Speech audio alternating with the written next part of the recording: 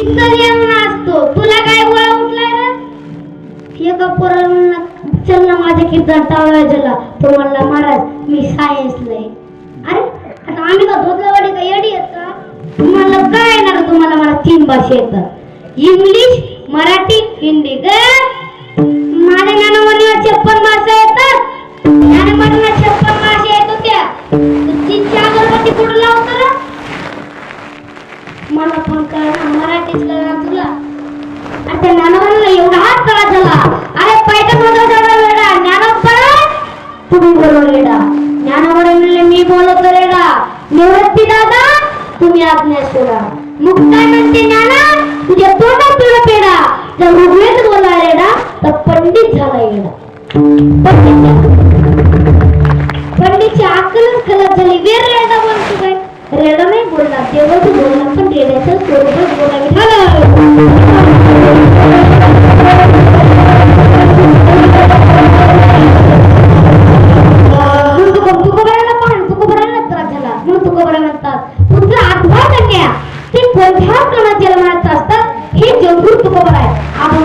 दुसरा जन्म सांगतात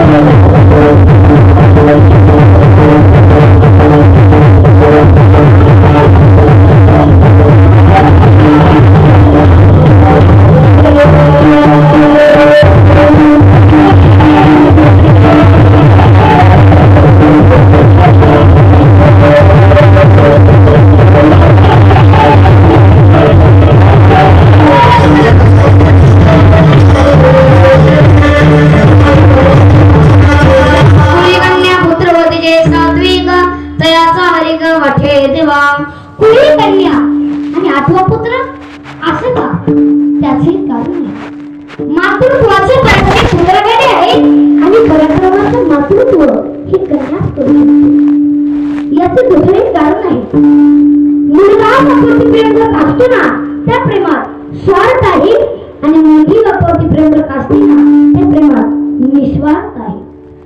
तू मनात येत काय तर सांगतो, बदल करावे.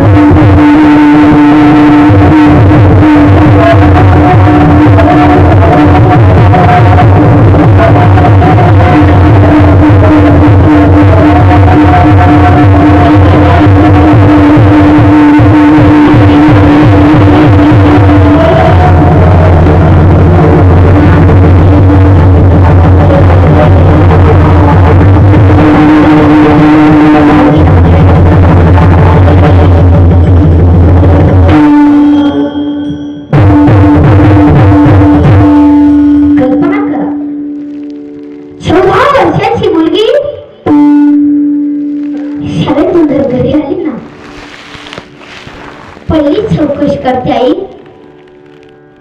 आजोबाबा जेवले का ग? नाही बेटी, सकाळपासून चहा घेतले नाही, ते कॉफी घेतले नाही, ते नाश्ता केले नाहीये, ते तिथेच बसून आहे. तू घे जेवून.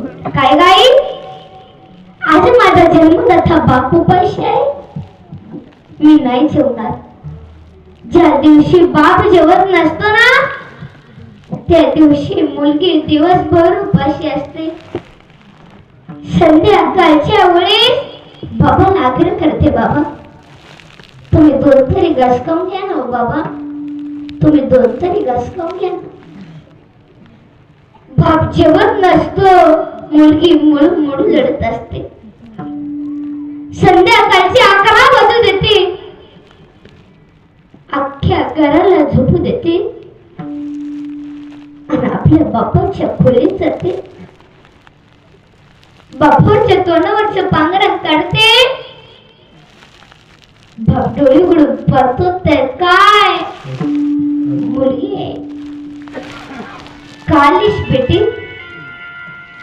कालीस. बाबा तुमची तब्येत ठीक नाही ना बाबा?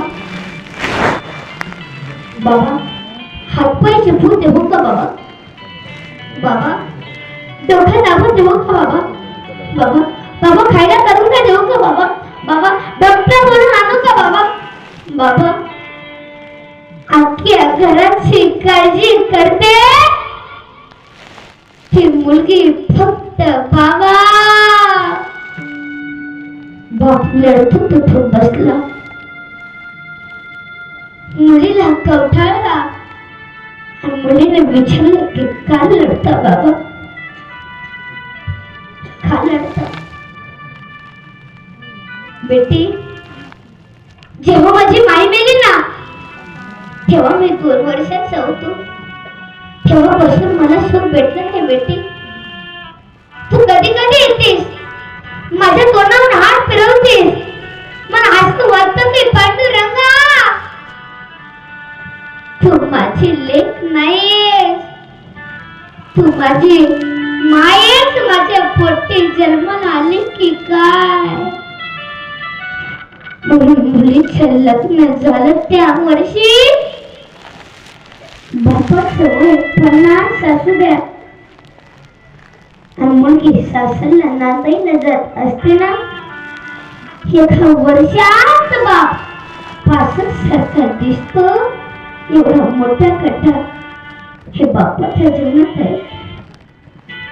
कोणाची बहीण असू द्या, कोणाची लेक असू द्या, कोणाची ताई असू द्या, ज्यावेळेस ती नवरीचे कपडे पदार्पण करते ना,